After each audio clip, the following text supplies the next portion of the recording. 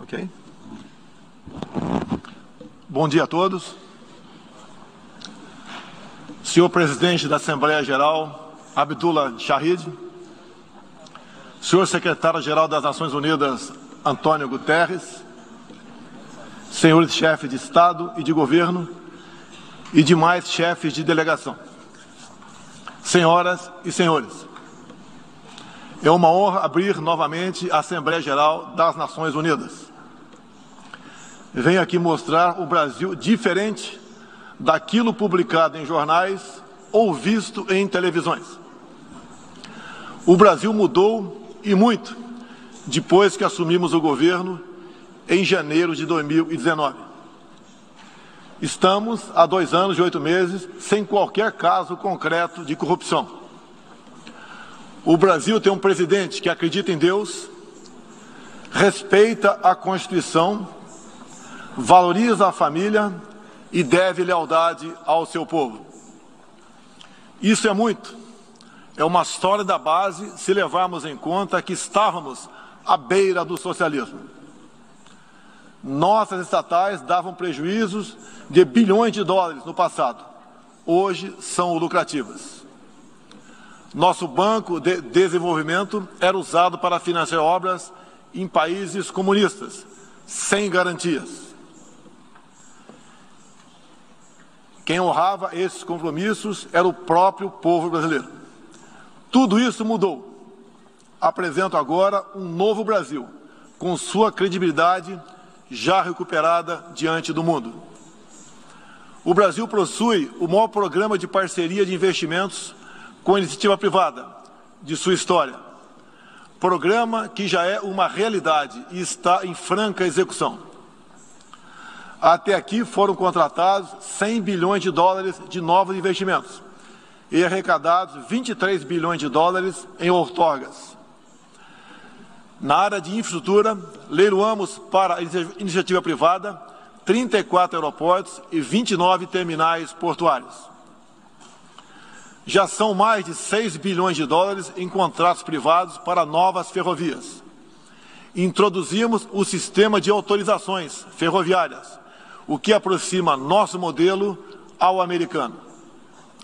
Em poucos dias recebemos 14 requerimentos de autorizações para novas ferrovias, com quase 15 bilhões de dólares em investimentos privados. Em nosso governo, promovemos o ressurgimento do modal ferroviário. Como reflexo, menor consumo de combustíveis fósseis e redução do custo Brasil, em especial no barateamento de produção de alimentos. Grande avanço vem acontecendo na área do saneamento básico. O maior leilão da história do setor foi realizado em abril, com concessão ao setor privado do serviço de distribuição de água e esgoto no estado do Rio de Janeiro.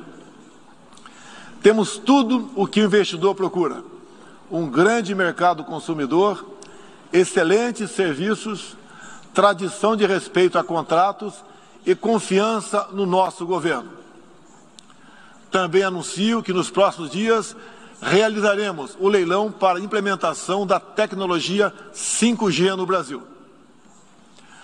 Nossa moderna e sustentável agricultura de baixo carbono alimenta mais de 1 bilhão de pessoas no mundo e utiliza apenas 8% do território nacional. Nenhum país do mundo possui uma legislação ambiental tão completa quanto a nossa. Nosso Código Florestal deve servir de exemplo para outros países. O Brasil é um país com dimensões continentais, com grandes desafios ambientais. São 8,5 milhões de quilômetros quadrados, dos quais 66%, 2/3, são vegetação nativa, a mesma desde o seu descobrimento em 1500. Somente no bioma amazônico, 84% da floresta está intacta, abrigando a maior biodiversidade do planeta. Lembro que a região amazônica equivale à área de toda a Europa Ocidental. Antecipamos de 2060 para 2050 o objetivo de alcançar a neutralidade climática. Os recursos humanos e financeiros destinados ao fortalecimento dos órgãos ambientais foram dobrados, com vistas a zerar o desmatamento ilegal. E os resultados desta importante ação já começaram a aparecer. Na Amazônia, tivemos uma redução de 32% do desmatamento no mês de agosto, quando comparado a agosto do ano anterior. Qual país do mundo tem uma política de preservação ambiental como a nossa? Os senhores estão convidados a visitar a nossa Amazônia. O Brasil já é um exemplo na geração de energia, com 83% advinda de fontes renováveis. Por ocasião da COP26, buscaremos consenso sobre as regras do mercado de crédito de carbono global. Esperamos que os países industrializados cumpram efetivamente seus compromissos com o financiamento de clima em volumes relevantes. O futuro do emprego verde está no Brasil.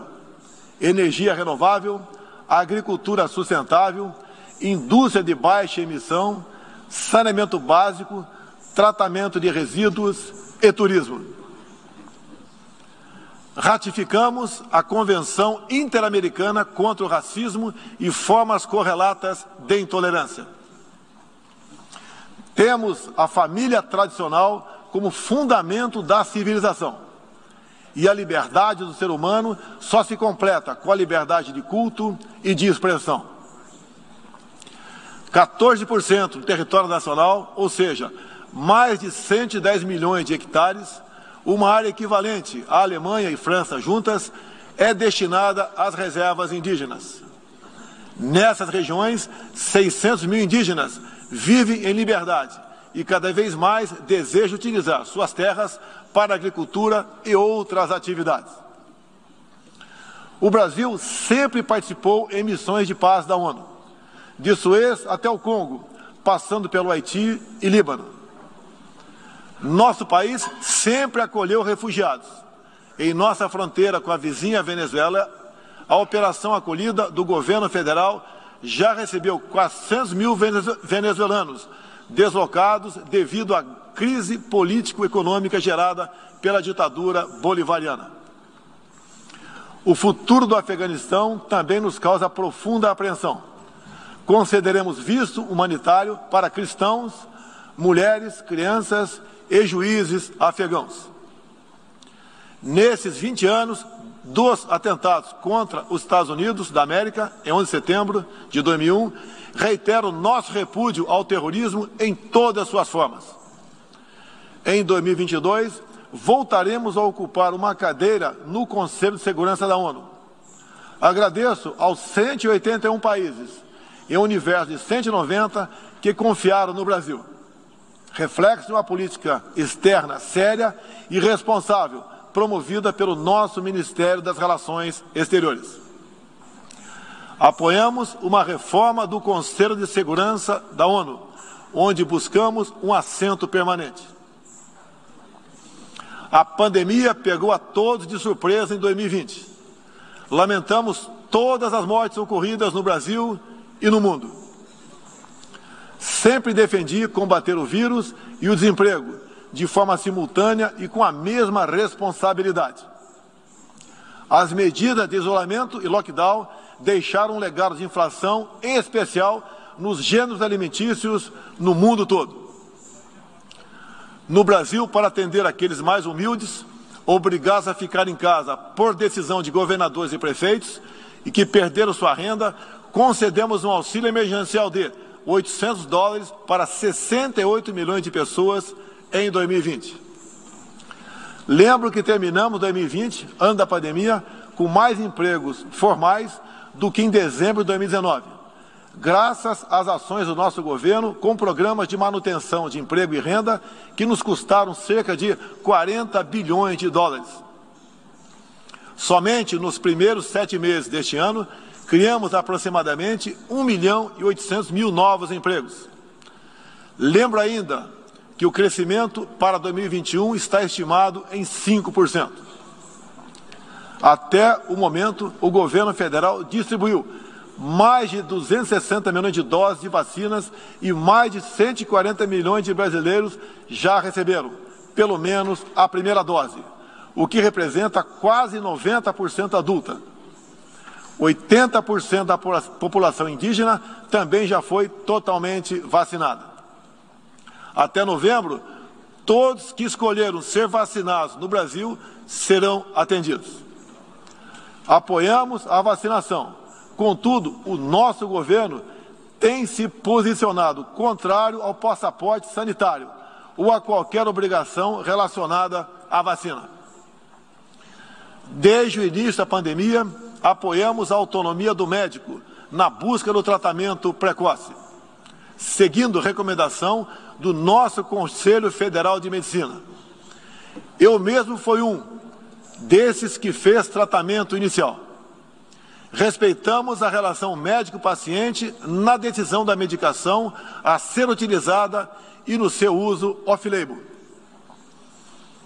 Não entendemos porque muitos países, juntamente com grande parte da mídia, se colocaram contra o tratamento inicial.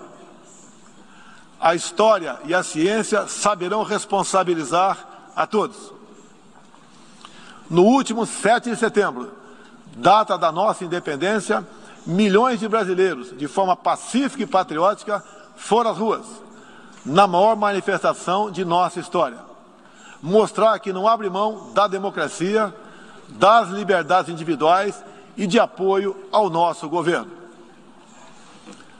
Como demonstrado, o Brasil vive novos tempos. Na economia, temos um dos melhores desempenhos entre os emergentes. Meu governo recuperou a credibilidade externa e hoje se apresenta como um dos melhores destinos para investimentos. É aqui, nesta Assembleia Geral, que vislumbramos um mundo de mais liberdade, democracia, prosperidade e paz. Que Deus abençoe a todos.